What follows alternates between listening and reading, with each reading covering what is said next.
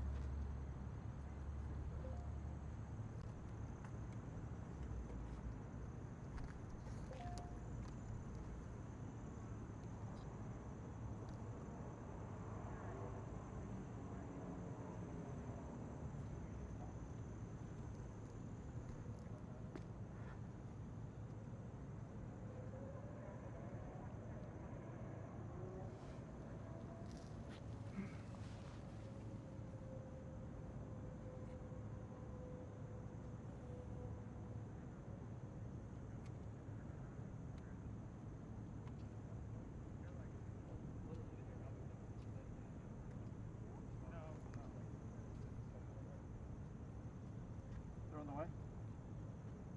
Be ready. 1 minute. Not 1 minute. 30 seconds.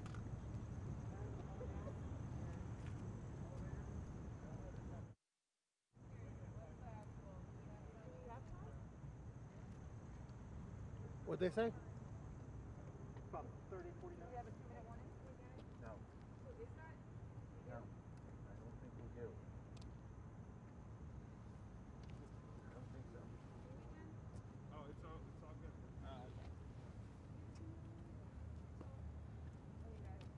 What's Evan's ready.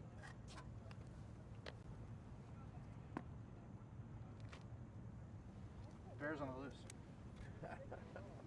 Well, you got 2 live views here sucking the life out of everybody. You're lucky to have a heartbeat.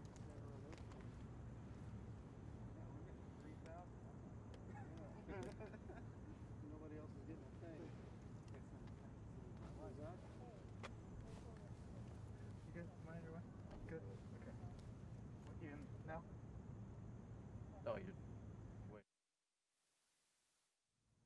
Okay, I end the please. I'm not hearing anything on the malt. Is that right?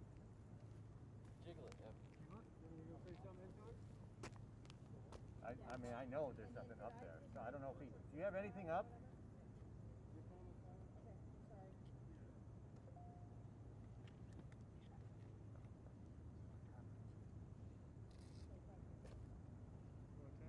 Yeah, I would love anything. I would love to have him just open up the mic. Leave it open. Oh.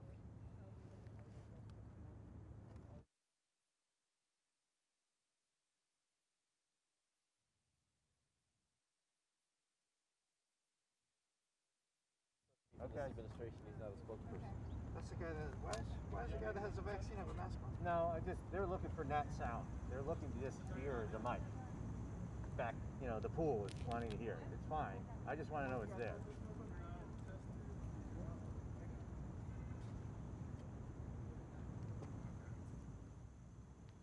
Test 1 2. Test. You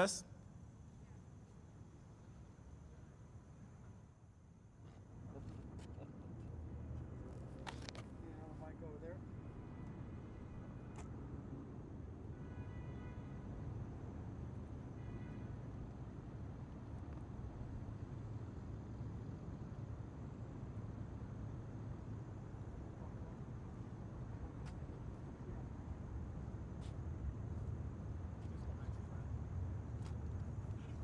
I'm gliding down the Skateboard, that's all. Cover more. Hold the front back.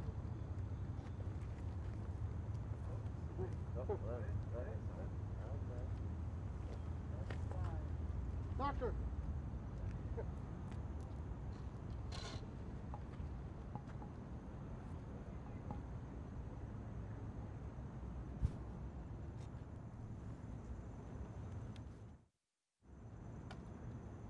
don't want to stand next to her. She's been close to somebody in contact.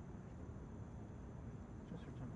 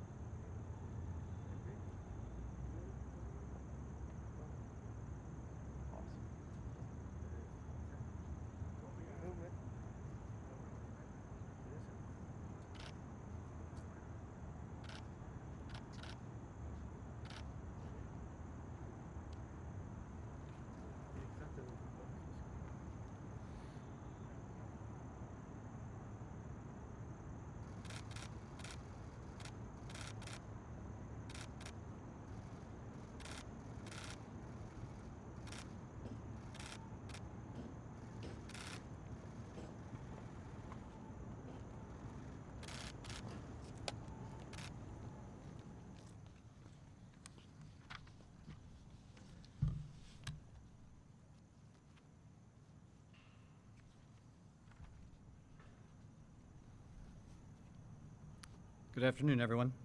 Thank you for being here. Over the past 24 hours, the President has continued to improve. He's met or exceeded all standard hospital discharge criteria. He'll receive another dose of remdesivir here today, and then we plan to get him home. It's been more than 72 hours since his last fever. Oxygen levels, including ambulatory saturations and his work of breathing, are all normal. Though he may not entirely be out of the woods yet, the team and I agree that all our evaluations, and most importantly, his clinical status, support the President's safe return home, where he'll be surrounded by world-class medical care 24/7. I'd like to bring Dr. Dooley up to review some more specifics.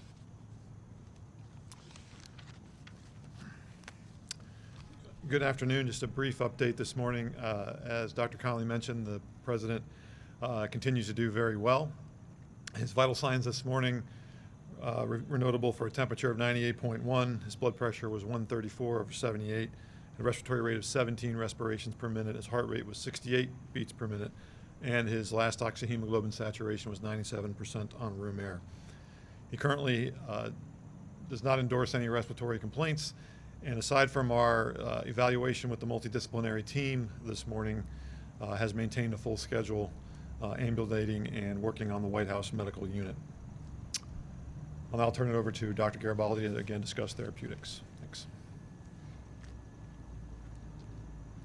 Hi, good afternoon. And again, I just wanted to echo the sentiment of what an honor it is to be part of this wonderful team here at Walter Reed. Yesterday evening, the President received his third dose of remdesivir. He tolerated that infusion without difficulty, and his kidney and liver function continued to be normal. Our plan is to give the fourth dose of remdesivir this evening before he goes back to the White House, and we've made arrangements to deliver the fifth and final dose of his treatment course at the White House tomorrow evening.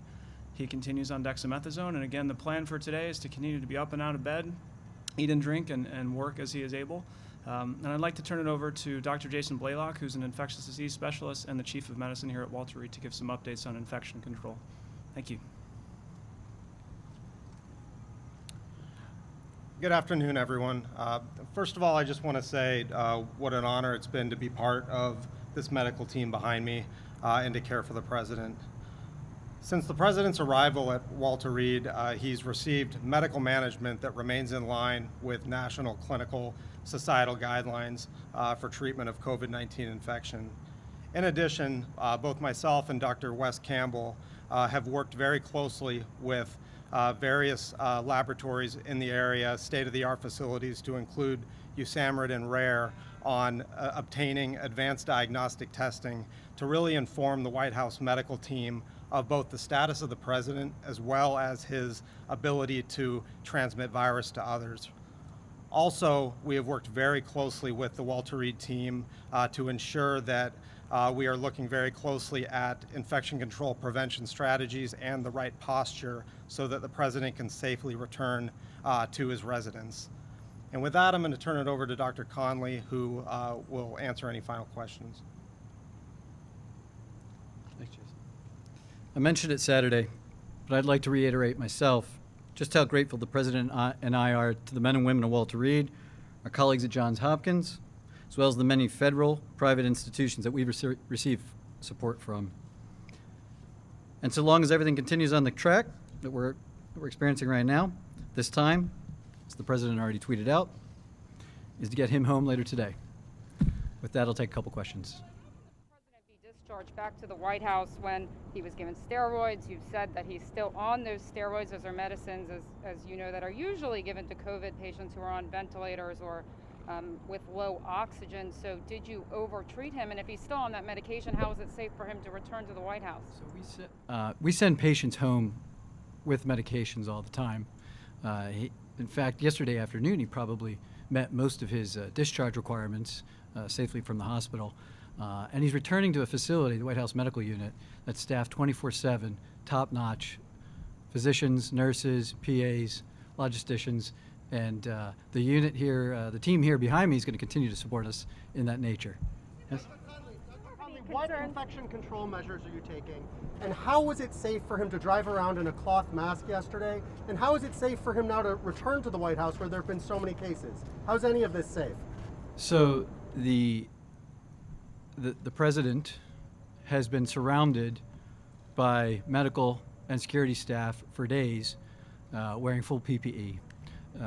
And yesterday, the U.S. Secret Service agents were in that same level of PPE for a very short period of time.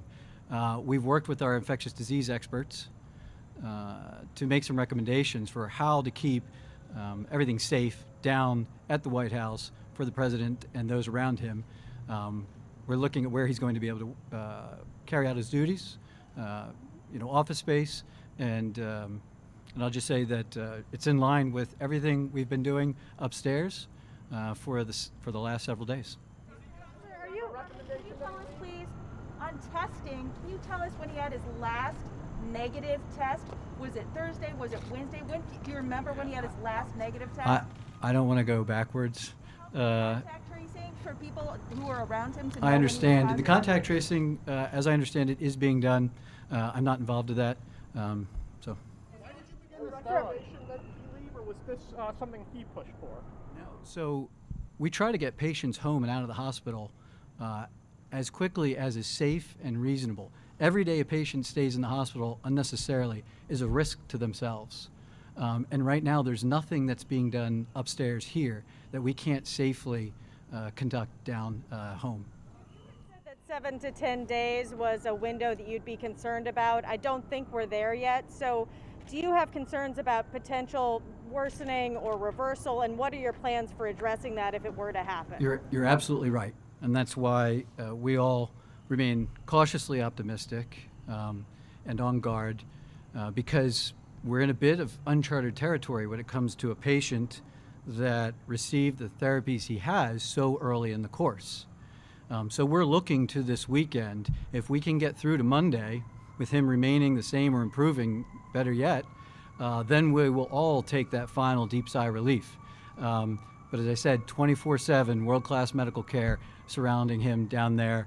We're not going to miss anything that we would have caught up here. He's physically going to be in the White House, and what does that look like? How do you keep him safely quarantined? I wish I could go into that more, but I just can't. Doctor, why did you begin dexamethasone treatment? So that has something to do. Yesterday we talked about that, the several little temporary drops in his oxygen, and we had discussed that as a team and elected to start it early in case that persisted or worsened. The potential risks and side effects we all discussed. We looked at the data and decided that we'd rather push ahead on it than hold and risk the opposite. What about CT scans and chest x-rays? What have you seen on his campaigning? As far as travel goes, we'll see. Mental status, can you talk to about whether he has any neurological symptoms?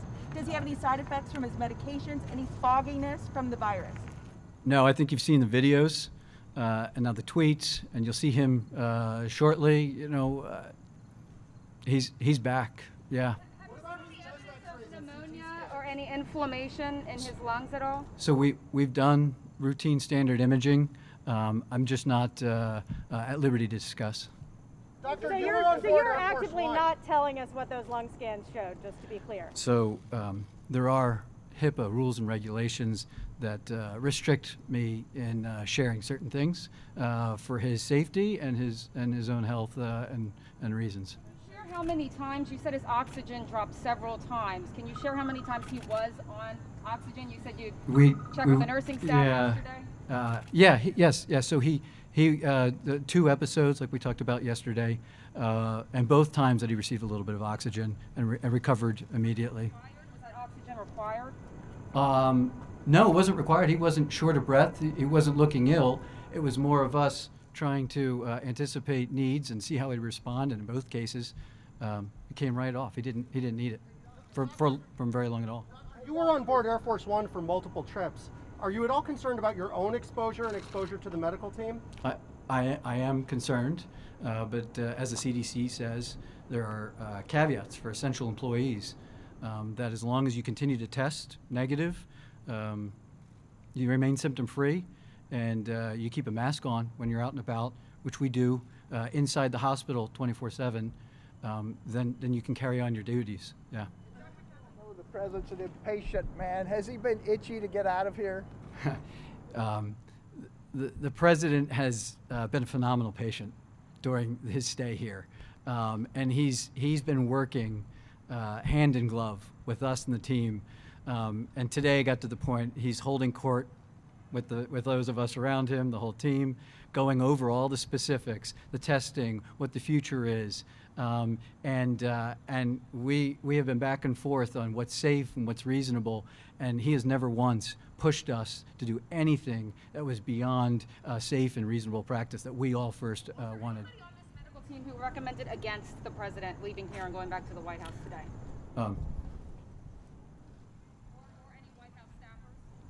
No. The president said don't be afraid of COVID. Do you agree with that? Should we not be afraid? I'm not going to get into what the president says. His heart, liver, and kidney function was normal or improving. Improving, does that mean that there were effects, and is it all normal? Like, what's up with that? Yeah, it's all normal right now. I would say he appeared to be a little dehydrated Friday. He was able to just drink and recover from that, and yeah, everything looks great. Campaigning out in the country, what sort of things do you? Yeah, so the big first thing that we need to do is that there is no evidence of live virus still present that he could possibly transmit to others. And that's what the infectious disease experts and some of our partners, military civilian entities, doing some of these advanced diagnostics just to see as soon as we can identify that. Routinely, we talk about a 10-day window, CDC guidelines, but we're checking him more routinely than just waiting 10 days. There's a possibility it's earlier than that. There's a chance that it's a little bit later, but we will know as soon as possible. And then we will look at him clinically. How are you feeling? How are you doing? Why have you decided not to administer hydroxychloroquine to the president during his time here? I'm not going to go into all of our debates about specific medicines and therapies. There are dozens of therapies that we were made aware of, that we considered, that we discussed and debated and looked at, the existing literature on. And this is the regimen we chose. Hydroxychloroquine. Well, symptoms of COVID, is he having some of the muscle aches? Has he lost his sense of taste and smell? No, we were just talking about that, what symptoms he has left. And he's even the slight cough that he used to have, he doesn't really complain of at all. He hasn't ever complained of muscle aches. Yeah, he's up and back to his old self predominantly. Next Monday, just to be clear, how long will he still be actively shedding the virus? So this morning, I believe there was even an accounting by Dr. Fauci referencing a first 5 days of illness that people are most likely to shed live virus. There's a reason there's the 10 days is because most people by that time, after 7 days, most folks don't have culturable live virus. They put it to 10 just to give some extra space. It's never 100%, between everybody. So we'll see. I'm not going to put a specific number, but we look at that window is all I say. Will the president be confined to his residence, or will he be allowed to return to the Oval Office? We're going to do whatever it takes for the president to safely conduct business wherever it is he needs to do within the residence and White House. And is he on blood thinners? And also, have you been giving him Tylenol, Advil, anything Oh, to that bring came his up. fever I would down? like to say he has not been on any fever-reducing medications for over 72 hours. Yeah, he's on a routine regimen of COVID therapy. I'm not going to go into specifics as to what he is and is not on, but. This here that the president had a mild cough, some nasal congestion, and fatigue on Thursday. Now, back to my colleague Jen Jacobs' questionnaire. The reason knowing when the president's last negative test is important. For that reason, your words, what you said, and also for the contact tracing. But would you recommend it that, given those symptoms, that the president go to that Bedminster fundraiser? It's not up to me necessarily, the president's schedule, but I would say that it wasn't until after he returned that we really sat down, then knowing the news of the day, that we really dove into how are you feeling, what's going on. those were the symptoms he was experiencing on Thursday.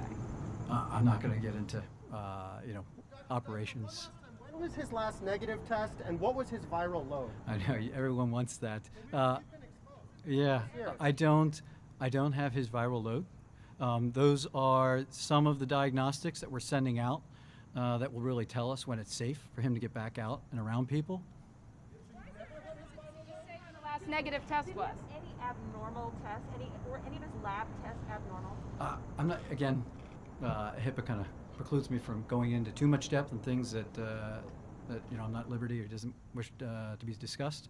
At some future point, maybe, but today, sorry. I think that's it. Yeah.